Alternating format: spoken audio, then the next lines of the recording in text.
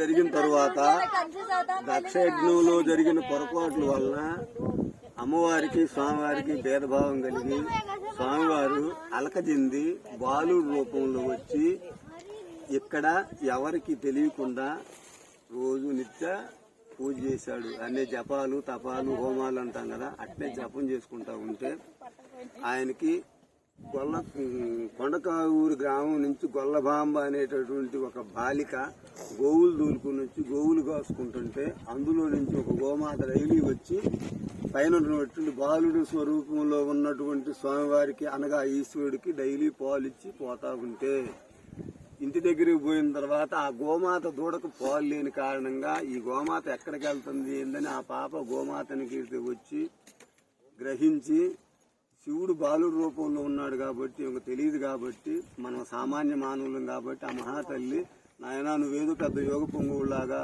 యోగి సిద్ధీశ్వరులాగా కనపడుతున్నావు, ఈ నీకు దూడ ఆవు పాలు ఇచ్చిపోతే దూడకు పాలు చాలటం లేదు కాబట్టి నేను నీకు నిత్యము పాలు తెచ్చిస్తాను అని చెప్పింది. చెప్పిన కారణంగా ఆమె రోజు పాలు తీసుకొచ్చి స్వామివారికి ఇస్తుంటే ఆయనకు తీసుకుంటా జపాలు చేసుకుంటున్నాడు. ఒకరోజు మనలాగనే పాలు తీసుకొని వస్తా ఎక్కలేక ఆయాస పడి ఒక బండ మీద పాలు పెట్టి ఒక బండ మీద కూర్చొని స్వేద తీర్చుకుంటాను. అంటే అలసట మనం కానీ ఇప్పుడు తీసుకున్నట్టుగా అలసట తీర్చుకునే లోపల ఒక కాయకు వచ్చి ఆ బండ మీద ఉన్నటువంటి కడవ మీద వాలగానే కడవ ఊలికి కింద పడి పగిలిపోయి పాలు పోయింది. అప్పుడు ఆ మహాతల్లి నాయన కాలాతీతం అయిపోయింది, మధ్యాహ్నం అయింది, మరలా పోయి నేను తీసుకొచ్చి ఇచ్చే పరిస్థితులు లేను, ఈ రోజుకి మీకు ఒక్క పొద్దేను అని చెప్పి స్వామివారికి విన్నవించుకుంది.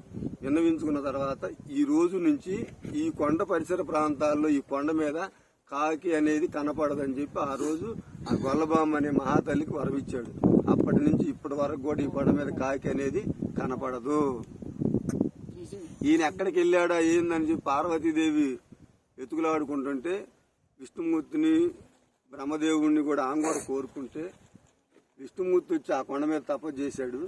ఆ తపస్సు చేసి దాహం అవుతుంది శివ నువ్వు ఎక్కడున్నావు అని పాదపడితే ఈయన పోయి త్రిశూలం తీసుకొని ఒక గుద్దాడు ఆ బండని సట్టు బండని గుద్దగానే ఆ సట్టు బండ ఈ త్రిశూలం దాటికి పగిలి నేరుగా కోనేరులాగా ఏర్పడి ఆ కోనేరులో నుంచి నీరు ఉబికింది. ఆ గుద్దినటువంటి బండలో ఉన్నటువంటి దార పై ఈ త్రిశూలం యొక్క దాటికి త్రిశూలం చివరిలో ఉన్నటువంటి మొనస దారగా వచ్చేసి పైకి ఉబికింది.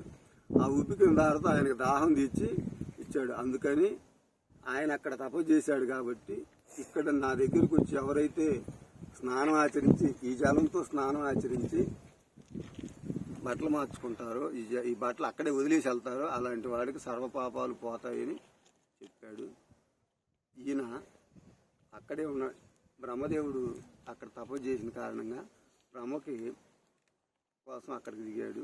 కానీ ఇది బ్రహ్మశిఖరం అంటున్నారు, ఇది రుద్రుడు జపం చేశాడు కాబట్టి ఇది రుద్రశిఖరమని నా నమ్మకం. అది బ్రహ్మశిఖరం అని అది విష్ణు శిఖరం అని 3 శిఖరాలు కలిసిన చోట ఆవిర్భవించాడు కాబట్టి ఆయనకి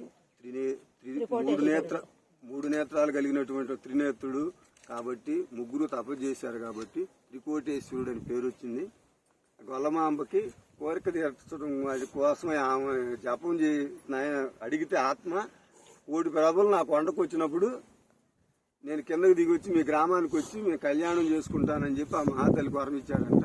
1 ప్రభలు ఎప్పుడు వస్తాయో ఆయన ఎప్పుడు కళ్యాణం చేసుకుంటాడో మనసుని తరాలు ఎన్ని మారిపోతాయో. కలియుగాంతం వరకు సర్వే జనో సుఖినో భవంతు.